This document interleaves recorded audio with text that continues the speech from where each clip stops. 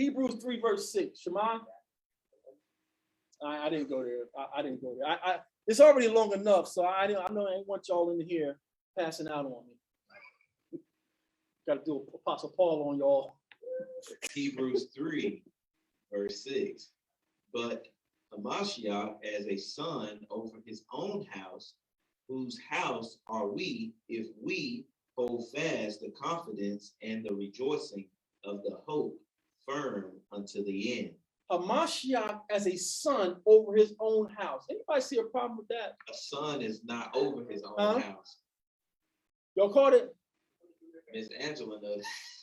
In our culture, as long as our father's alive, we don't have anything. Even if we get married, our father give us land on his property. So me and my wife are staying on my daddy's property. And when my dad passed away, that's when I get my inheritance. Is the Most High dead? No. So how's Christ over his own house? Then the prophecy say he's the chief what? How did he become? Now he's over the whole house. You see, this is the New Testament, Dr. Seminary. This is what you're preaching from. I'm on a new covenant. So that's just one. Let's go to the next one. Let's go to Hebrews 11:11. This one knocked the socks off.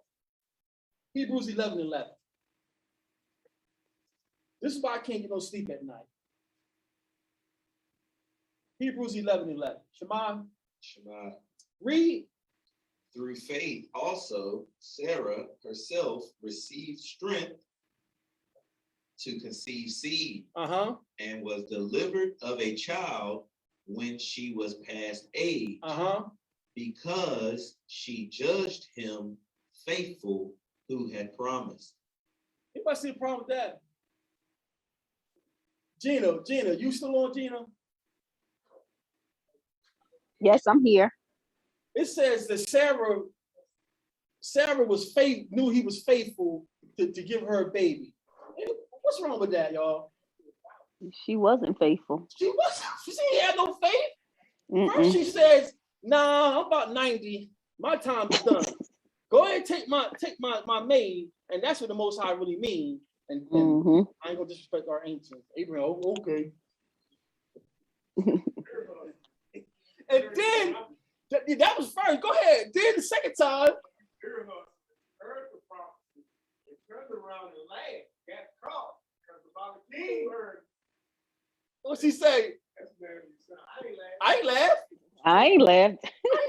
So but you did. So how is Sarah full of faith when 2 times she showed she had no faith? Who is writing this letter of the Hebrew? These Greek editors. Sarah ain't have no faith. Abraham barely held on.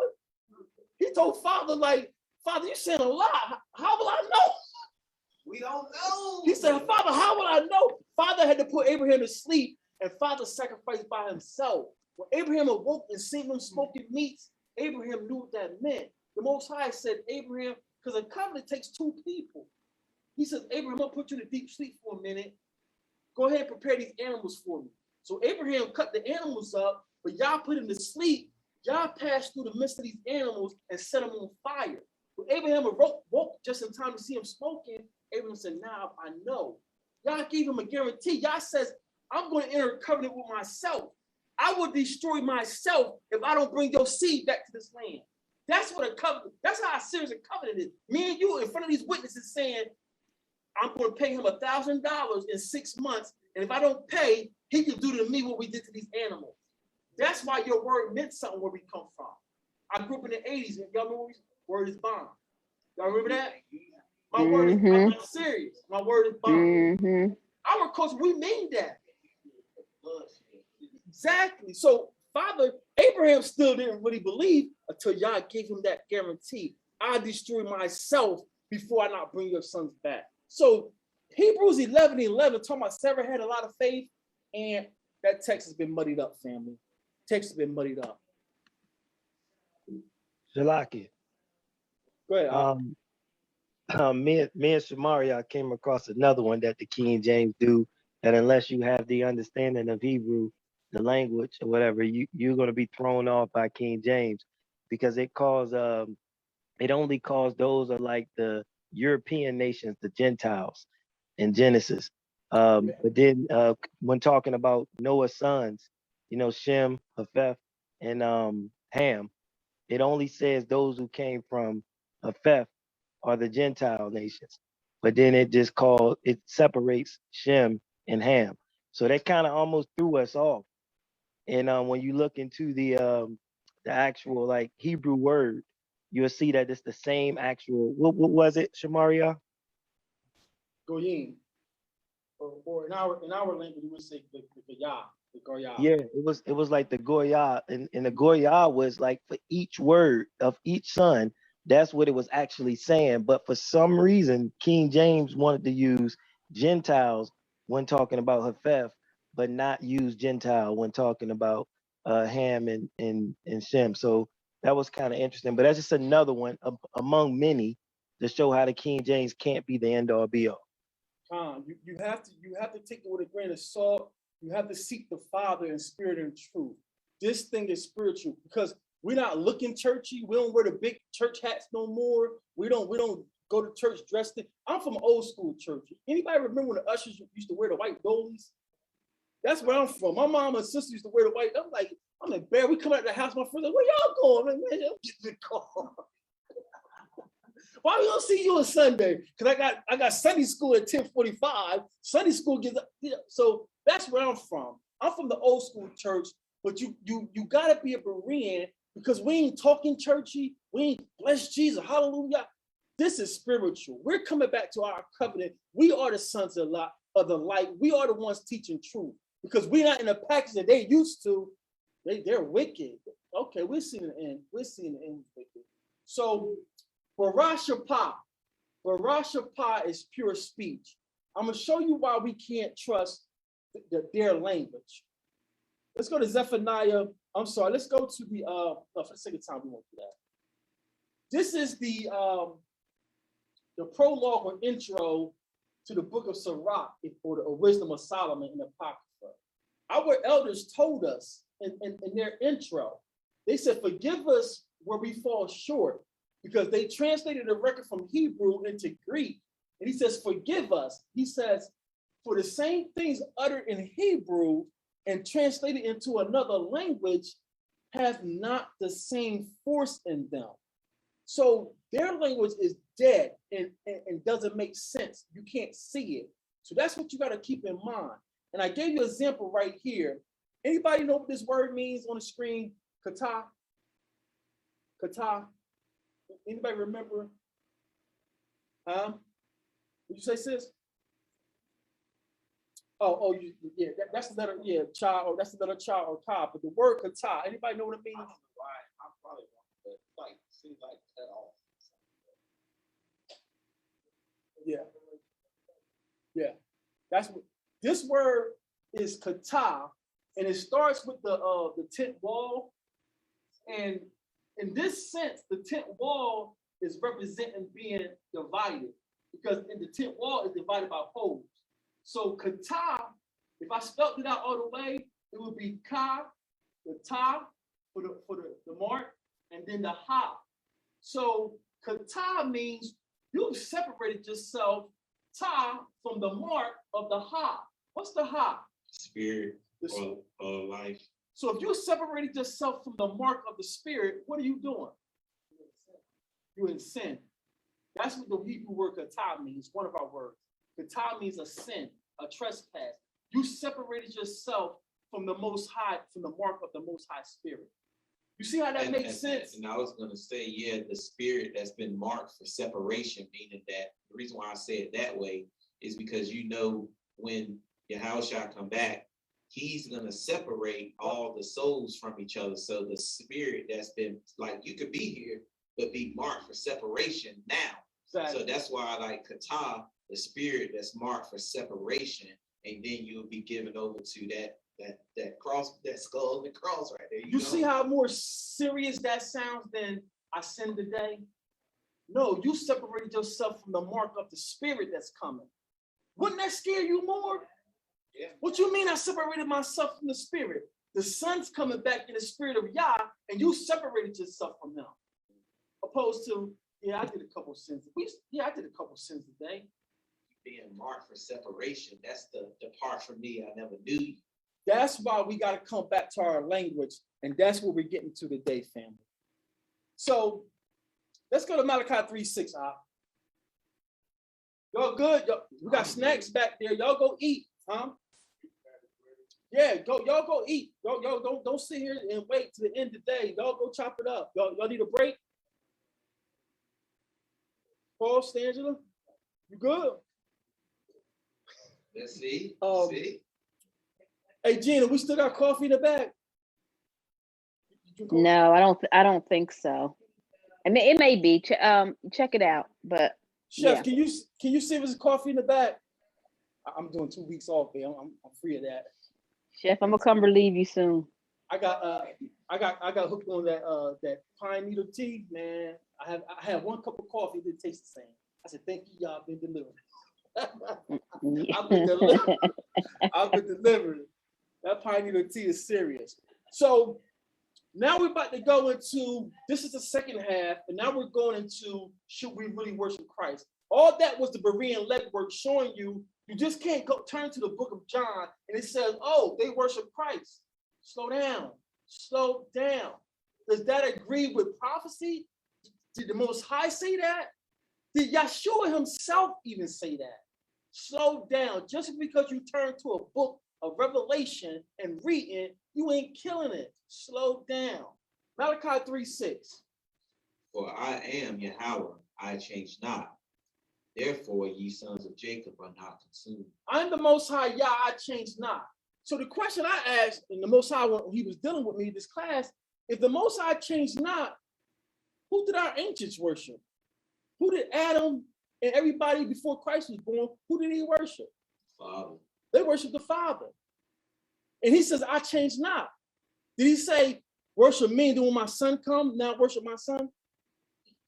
I'm the Most High, Yah, I change not. But Christianity, because y'all don't know our culture, y'all don't have the Rawak on y'all got a doctor seminary telling you everything. You don't understand this. Our ancients worship the Father, and he says, I change not. I want y'all to hold that in your minds. Lost in translation. That's what Gerald just alluded to, that Genesis word, Garyam. You gotta kick it. You gotta keep it in context. These lexicons we're using, family, I got bad news for you. Sometimes I find that they're wrong. They don't use the wrong word. And the only reason I know this is because the robot was like, put it back in the, anytime you're confused about something or it ain't sounding right, try to parse it back out in these pictures and see what these pictures mean. It's like, that don't go with the context of the verse. You'll know that lexicon used the wrong word. These lexicons have been ordered by pagans. You can't trust the lexicons all the time. Let's go to Psalms 45 and 7. Psalms 45 and 7. Chef be smiling. Man, he be killing my nose, man. You know what he's doing today, right? My goodness, he be killing my nose, man. Chef be killing me. Psalms 45 and 7. Tahalim is praise. Tahalim is praise. Tahalim 45 and 7. Oh, I'm asking. Tahalim 45 and 7. Psalms 45. Should we worship Christ? Should we worship the only begotten Son? That's what we're trying to flesh out today. Should we worship Christ? Psalms 45, verse 7. Uh-huh. Thou lovest righteousness and hatest wickedness. Therefore, Elohim. Read it as it is, fam. Therefore, God, thy God, have anointed thee with the oil of gladness above thy fellows. It reads, therefore, God, thy God, has anointed thee with the oil of gladness. So this is referring to our King. So this is what the pagans or the seminary would call a messianic text. And the Christians are going to say, see, it just called him God. And in their minds, Jesus is God. That's how they flesh this out. See, right, read it again out as it's written in the dirty language. Therefore, God, thy God, have anointed thee with the oil of gladness above thy fellows. This is talking about Christ, and it is. It's talking about the second David. So they're going to say, see, it's calling him God. Jesus is God. but it's been lost in translation. They don't understand our words, so it's been lost in translation. Let's give you another one. Let's go to Psalms 110. If you don't come back to the Hebrew, you're going to be like that doggy, where's your bone, that telephone game. By the time you get it in Greek and German, you don't know what these apostles said. Psalms 110, oh, the whole chapter was beautiful. For the sake of time, I think it was where's the verse? I'll read it real quick. Okay, Psalms 110. Yahweh said unto read it as it is, right? Yeah, read it as it is. The Lord said unto my Lord, sit thou at my right hand until I make thine enemies thy footstool. So here's another messianic text about our king. And the Dr. Seminary says, see, it just called him Lord again. Jesus is Lord, and therefore, if he's Lord, if he's God, we worship him. Slow down, slow down. Let's slow down. It's been lost in translation. Let's get Matthew 14. Let's get Matthew 14, verses 31 to 33. Matthew 14, verses 31 to 33.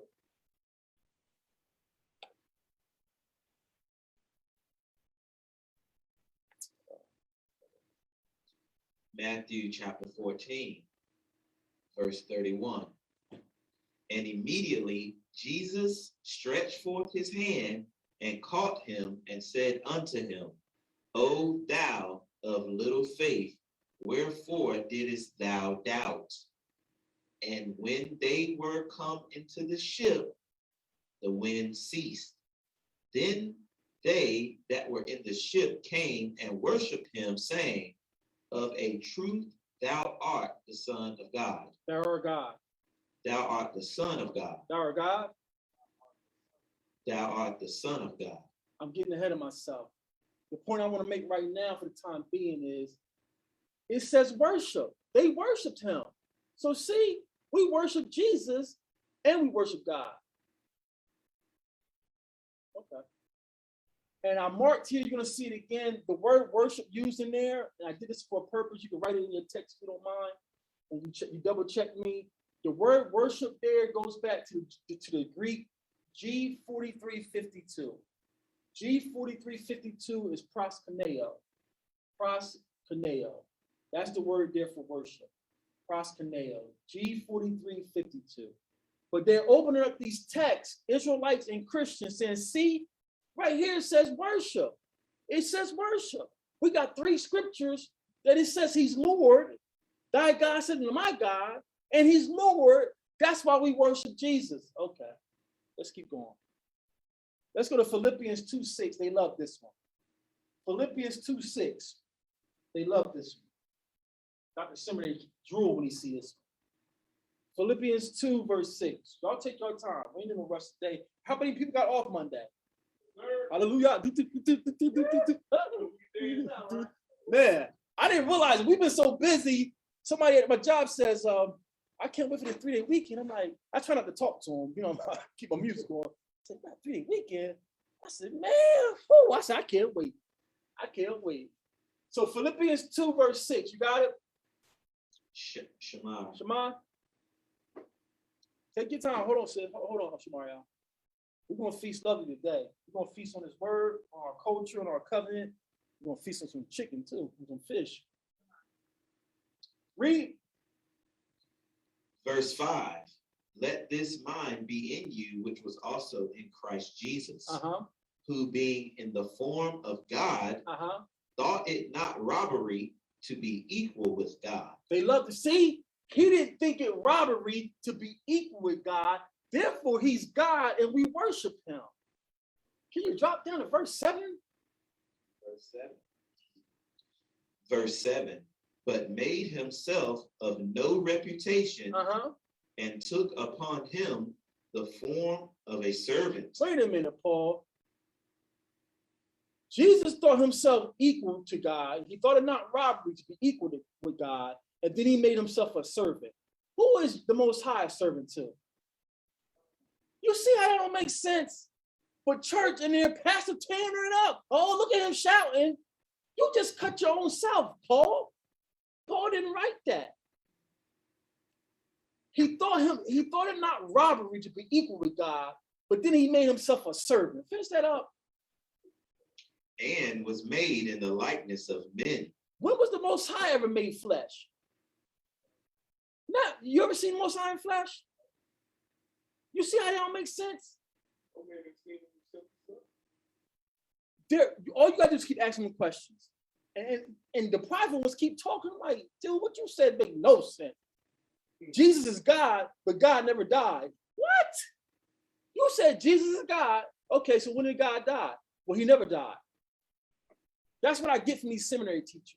Like, y'all are sounding crazy. So this text, Paul's writing this to the Philippians, and according to this version we're reading, Jesus thought it not robbery to be equal to God. Let's go to John 10:29. John 10:29. This is the Most High being faithful to our ancestors, Abraham, Isaac, and Jacob. That's what is going on here, family. The Most High is pouring water on dry ground. If you're thirsty and you're sincerely seeking him, Yah is coming to you by the blood of our King. That's what's happening, family. Like, I just wanted to expound on this a little bit. Like, so, like, where it says that the name of Christ Jesus, every knee should bow, of things in heaven and things on earth. That's like honor. Now you're going too fast. Now you speed shifting. Now you speed shifting. But because verse 11. We're going there. We're Verse going there. 11. We're going there. John 10:29. That's Shamaria. What you just pointed out. That's why I labeled these slides lost in translation. They're seeing these words like worship and every knee shall bow, and because we grew up in a Greco-Roman society, you're thinking of it as worship. No, we're Israelites. We have a different culture. You got to keep everything in context. Can I kick it? You got to keep it in context. So John 10, verse 29. Let's see if he thought it not robbery to be equal with God. My Father, which gave them me, is greater than all. Say what?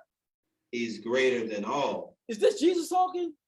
Come. He just said, my Father gave them to me. If I give you something, Chef, I'm over you.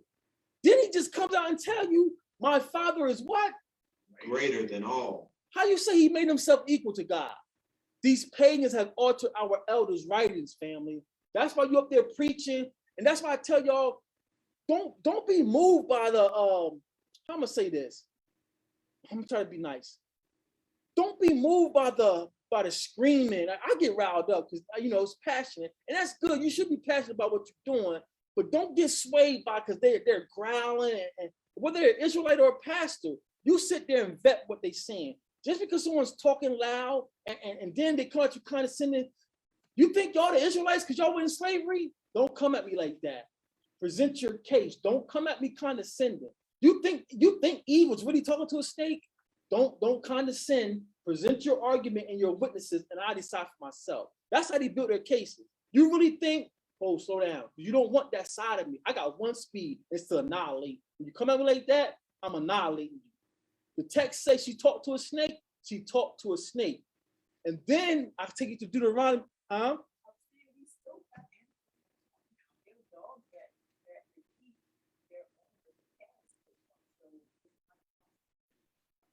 That we got Jubilees. It says when the animals were on the ark, they were all talking in their language. Did you read that, Paul?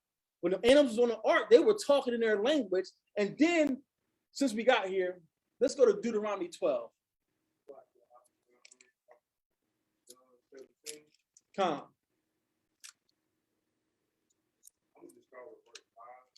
I'm sorry, Numbers 11. Go ahead, Al. Now, O Father, glorify thou me with thy own self, with the glory which I had with thee for the world was. But how the Father is glorified is that he. You all in my notes. You see how y'all can. I think I got it coming up. You see how we all bounce off? You see how all of us have repented and come back to the covenant? You see how that precept coming to you? That's how it's the Most High doing this. Now that we're back in our covenant, we repenting, we see this coming off the page. How are you saying Jesus is God when he's telling him, glorify me? If he needs to be glorified by the Father, that means he's beneath the Father. And go to the modern English version of Philippians 2 and verse 6, who being in the form of God, did not consider equality with God something to be grasped. So even him being in the form of God, did consider, all right, I'm going to be equal to the Father.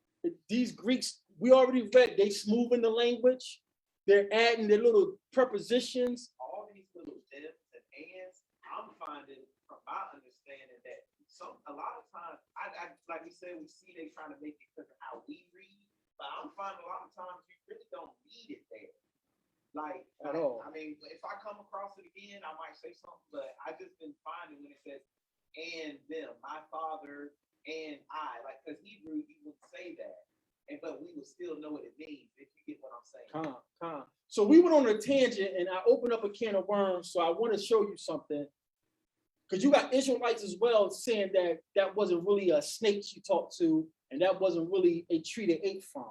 It was all allegorical. So Genesis was recorded first by who? Moses, right? Moses. The first 5 books is Moses, right? Let's go to Numbers chapter 12.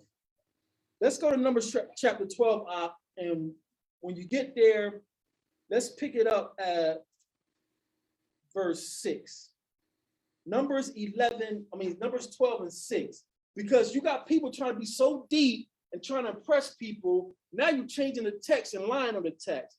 Oh, that wasn't really a snake. That wasn't really a tree. That was a man. That was Satan they talked to. But no elder ever verified that. Every other elder is verifying that it was a tree and it was a serpent. So where are you getting your witnesses that it was really a man she was talking to? Where are you getting you just can't come up here because you got some congregation now and start freestyling and altering the text without witnesses. But they give you that condescending. You really think it was a snake that talked to her? Now we got snakes talking. Well, didn't Balaam, the donkey talking Balaam? You see how you just run these people down? But now you some great moray, and now you changing the text. So the first 5 books of the book is Moses, right? Let's see what the Father said about Moses. Numbers 12, verse 6. Numbers chapter 12, verse 6. And he said, hear now my words. If there be a prophet among you, I, the Lord, will make myself known unto him in a vision, and will speak to him in a dream. So if there's a prophet, I'm going to give him a dream. I'm going to give him a dream or a vision. Like Daniel had the 4 beasts. He says, that's how I'm going to talk to most of y'all elders. I'm going to give them a dream, and then I'm going to have an angel interpret it. That's what he's saying here, right? Read on. My servant Moses is not so, who is faithful in all mine house. With him I will speak mouth to mouth. Okay. Even apparently. What apparently means? Simple. Clearly. Clear. Yeah. So when you go back to Genesis, it's not a metaphor. Yah says, I'm speaking to him openly. I'm not giving him a dark sentence. That tree is not a metaphor for no man. That snake, it was a snake and it was a tree, because Yah says, I'm not talking to Moses in parables. Finish that out, Ab. That's a good.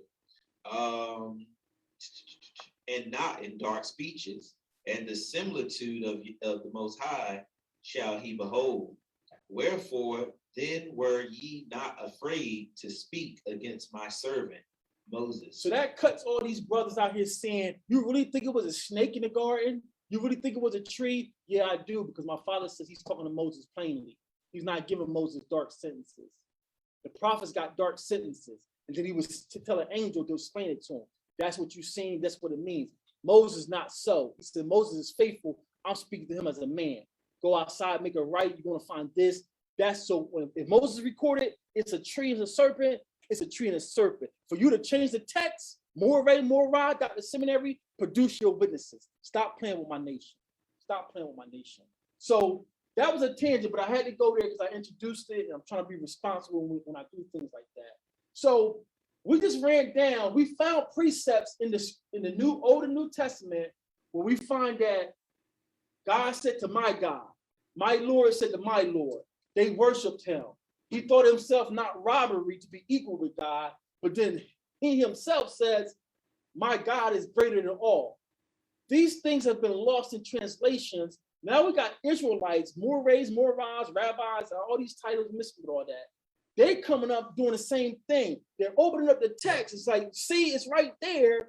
They're not going deep enough doing the Berean study. That's where you get this, we should worship Christ at. That's where this thing coming from, we should worship Christ. Let's go back to our beginning.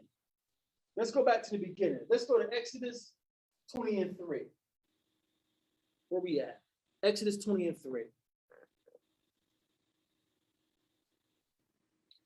Exodus chapter 20 and verse 3. Shema.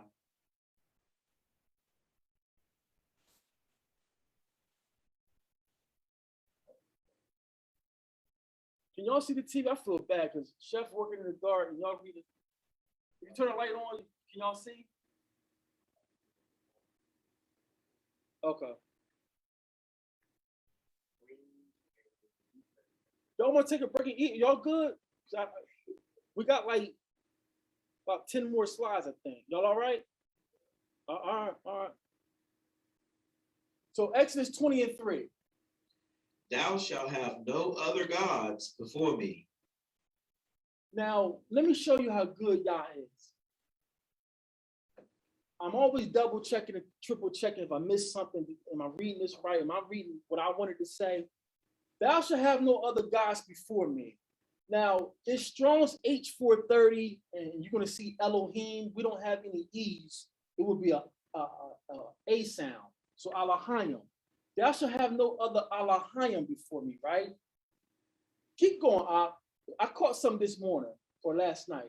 Thou shalt not make unto thee any graven image, or any likeness of anything that is in the heaven above, or that is in the earth beneath, or that is in the water under the earth.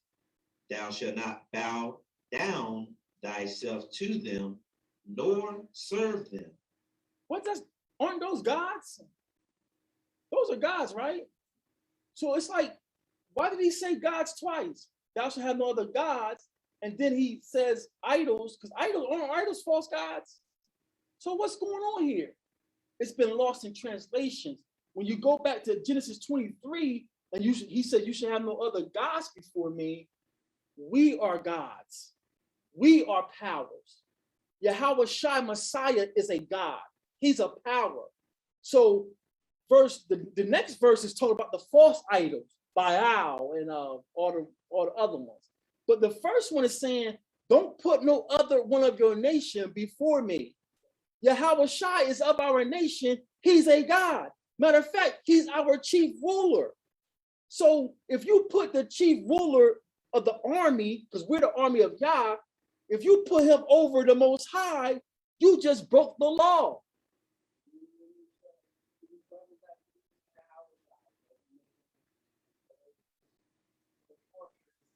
You're making an image of Yahweh Shai, that's still an image. You just broke the law.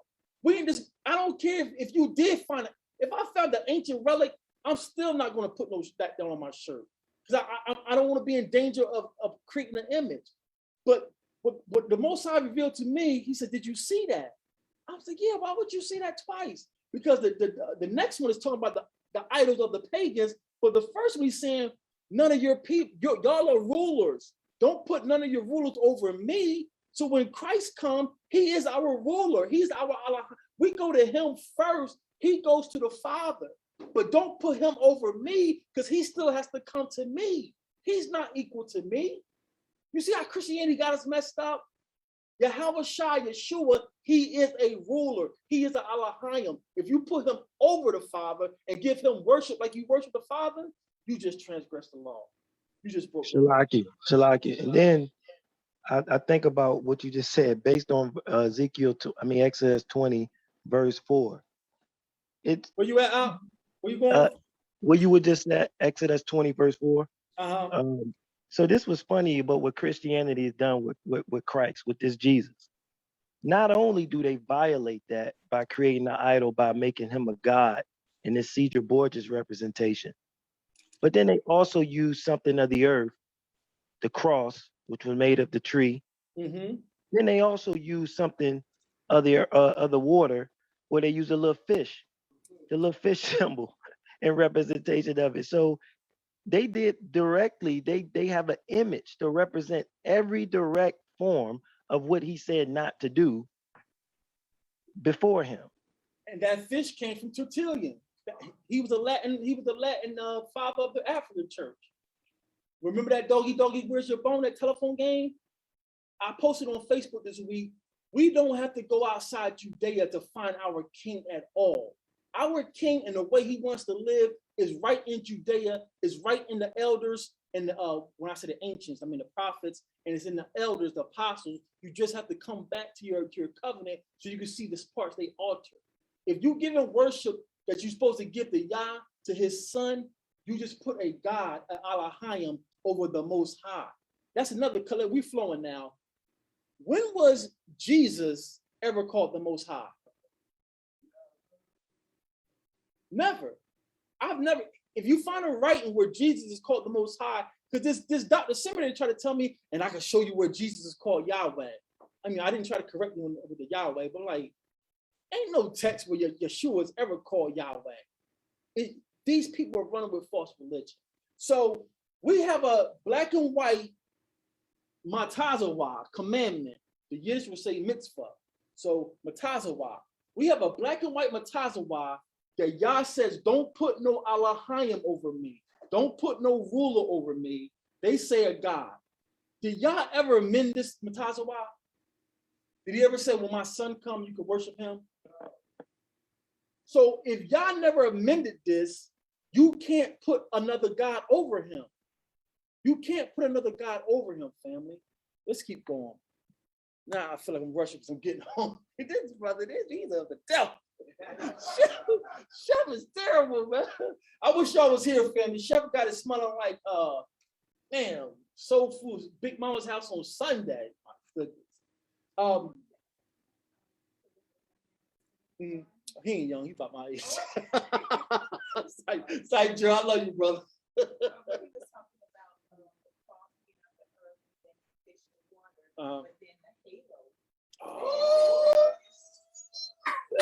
You see how that happens?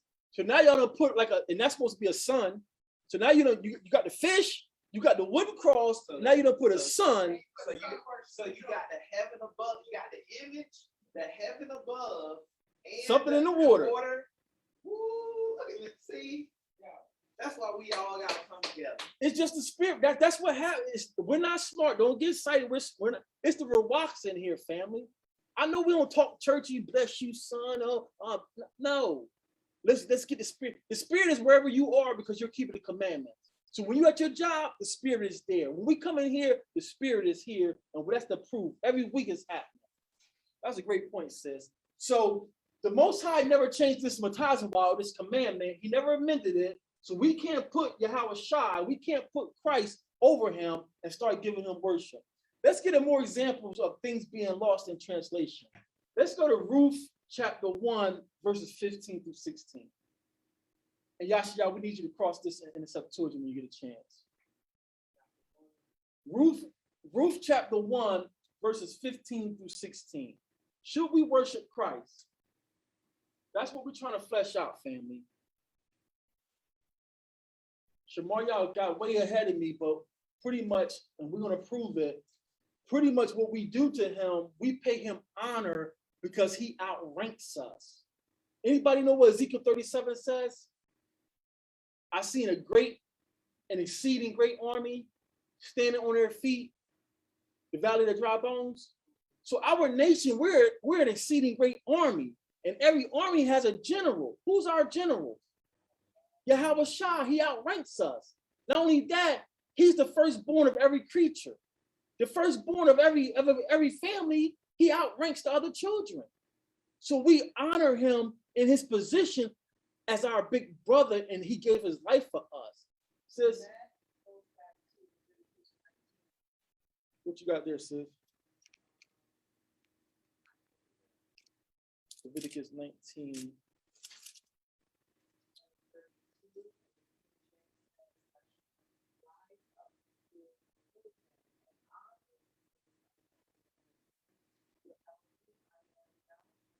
Come. Yahweh Shai would be the hoary head, because remember Revelations, that description, head white. He's older than all. What did he tell them Pharisees? Before We didn't. So he's our elder. So we pay homage to when your grandma come in, or you sitting down, what you do when your grandma come in the house? You stand up. Grandma, you need a seat. Grandpa, that's what we do to Yahweh Shai, because he's our elder. He's the first creator of all beings. So we didn't hear it. Go ahead. Leviticus, you said Leviticus 19, you never, we couldn't hear her. So I didn't know. Verse 32. Leviticus 19:32. Thou shalt rise up before the hoary head, meaning you got to stand up. When the hoary heads come in, the gray heads, I'm almost there. I ain't got no hair, but my beard getting thick.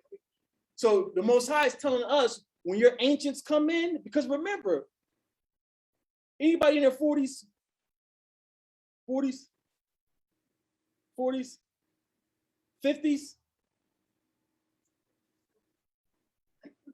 So we got 40s and 50s, the oldest. We're still babies in our nation. Remember, our elders was living to 120, 160. So Moses, not Moses, Isaac, Yatazak didn't get married till he's 40. So for us, when great granddad come in, everybody get up. Granddad's here. Honor the hoary head. So when we get that description of Christ in Revelation, his head was white as wool, and then he told the Pharisees, before Abraham was, I am. So we're going to honor him when he comes down here. Thank you, Yahweh Shai. Thank you for your sacrifice. What do you need me to do? You want me to jump on him today? Because I'm ready to jump on him. That's what we're going to do to him. We honor him because he's our elder statesman, but he's not over the Father. Come, where you getting this stuff from? He's our elder brother, and he broke his body for the nation. You ever heard of a brother going to prison for another brother? What you think that brother who when he comes home, what you think his brother going to do to him? He's going to lay it out for him. I heard of women taking charges for men.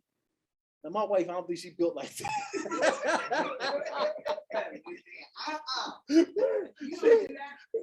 she ain't gonna take no bid.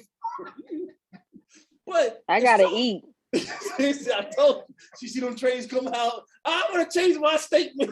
Go ahead, Nazarites. You got something out?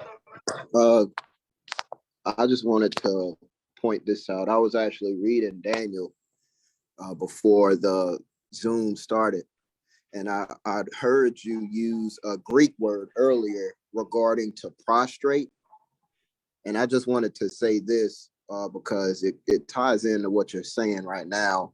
During Shapah, we read Joshua chapter 5, but this one I actually was breaking down the word that it used. So real quick, Daniel chapter 2 and verses 46 and 47.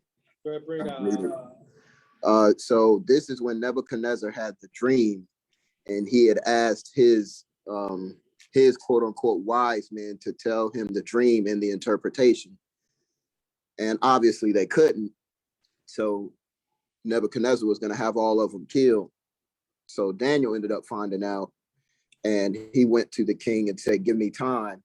And him, Ananiah, Azariah, and Mishael, they sought the Most High for revelation, and he ended up giving them interpretation to go to King Nebuchadnezzar. So I just wanted to say that so everybody understands the context of what I'm about to read. So verse 46, it says, then the king Nebuchadnezzar fell upon his face and worshiped Daniel and commanded that they should offer an oblation and sweet odors unto him. So, but verse 47, the king answered unto Daniel and said, of a truth it is that your Elohim is a Elohim of Elohims, and a master of kings, and a revealer of secrets, seeing thou couldst reveal this secret. So when I went to look up the word worshipped, I got a H5457. I'll be sitting down real soon. Go ahead, and so that word is it didn't really give me too much as far as like the definition, but it said it comes from the root word H5456, and that word is sagad. It's the sa, the sticker bush, the ga, the foot, and the da, which is the door or the pathway. So when I broke the word down, first off I looked at the definition. Sagad means to prostrate or to honor or to acknowledge. And pretty much what you were saying just now about Yahweh Shah, how we're going to kneel and honor him for his sacrifice and give him glory or a high reverence as the king. So when I broke the word down, because Yahweh loves a broken and contrite, a humble spirit, sagad, the support that is the pride of the tent door. So I like that. So it made me think of one of the precepts, and maybe Yashaya can help me out. I can't remember where I read it, but it says to boast in Yahweh if you boast at all. I'm paraphrasing. No, we got it coming up. We got it coming up. Okay, well, yeah. In the notes, boy. I love this. I'm gonna be sitting down real soon. Y'all stay faithful. Call your dollar Yahweh. Get the brother a hand clap, y'all. That was beautiful. This is the Most High work, y'all. I praise the Most High for y'all. That's exactly where we're going to. You all in my notes too. So let's go to Ruth 1. Was you done out? Did you finish that out? All praises. All praises. Hallelujah. Let's go to Ruth 1:15 verses through 16. And we're going to compare it again from the KJV and then the Septuagint. Ruth 1:15 through 16. Are you eating? I got it. No. Oh. Ruth chapter 1, verse 15. And she said, behold, thy sister-in-law is gone back unto her people and unto her gods. Return thou after thy sister-in-law. And Ruth said, entreat me not to leave thee, or return from following after thee. From whither thou goest, I will go, and where thou lodgest, I will lodge. Thy people shall be my people, and thy God my God. So Naomi's sons died without giving their wives, her daughter-in-law's children. And now Naomi is saying, I'm old, I ain't gonna remarry no more to have new sons for y'all.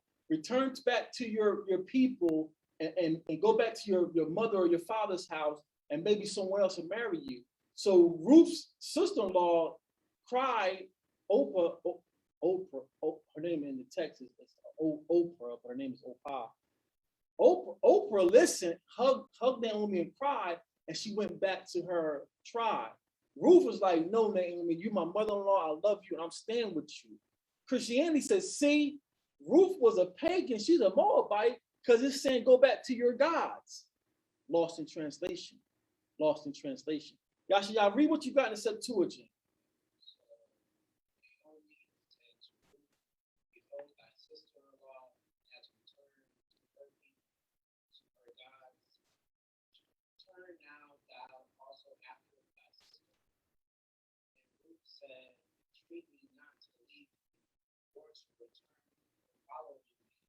Whatsoever thou goest, I will go, and whatsoever thou lodgest, I will lodge, thy people shall be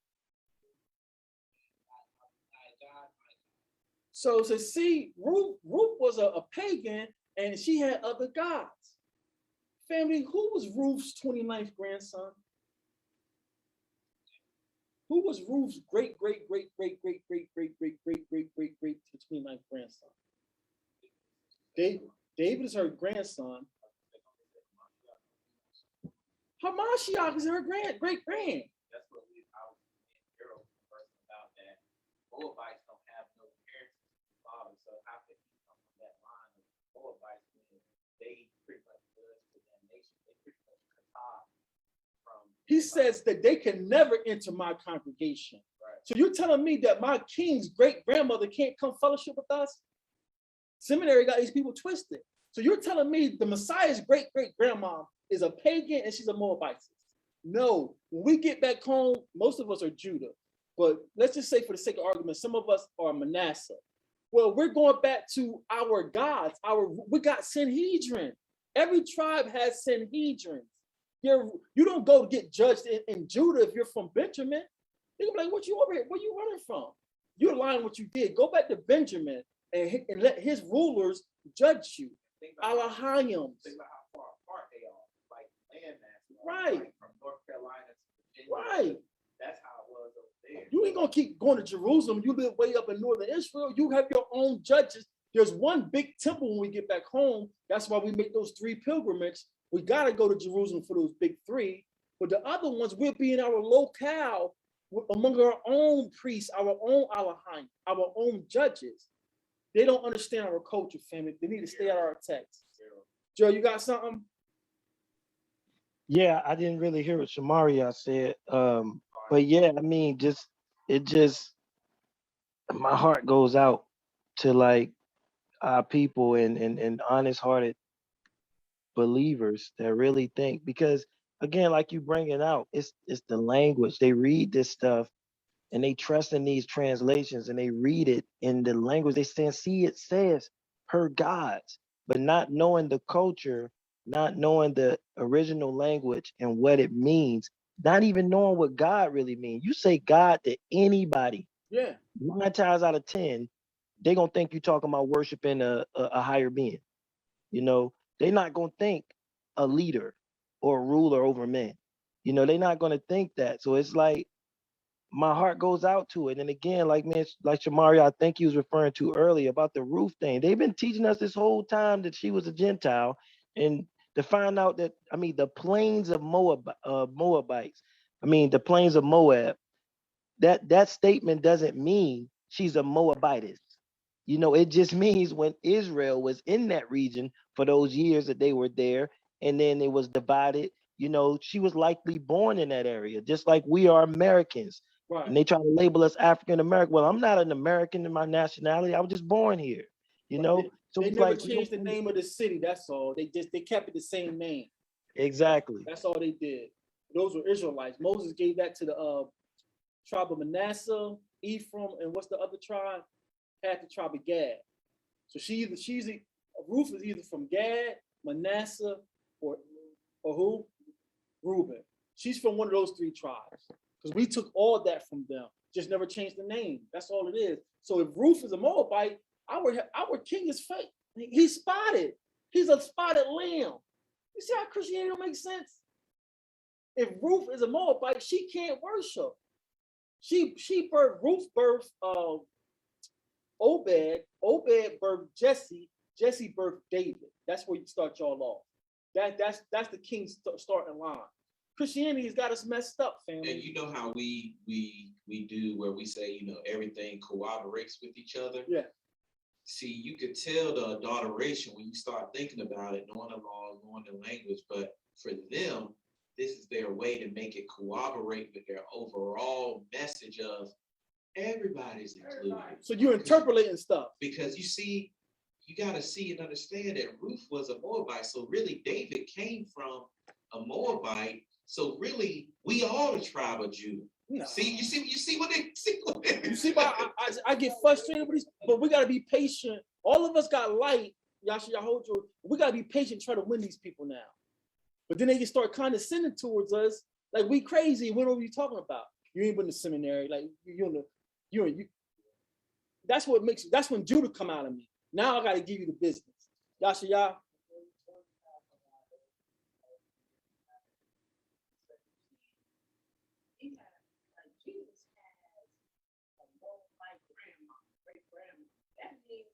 I don't care about any culture, anyone can come to.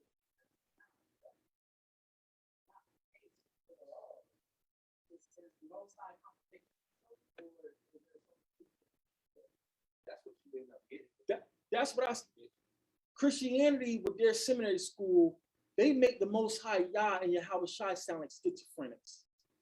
They make them sound up and down. Today I'm for everybody. Oh, go not to the Gentiles. Which one is it? Did you come for everybody? According to their doctrine makes them our Godhead. I use their word. They make our Godhead sound like schizophrenics.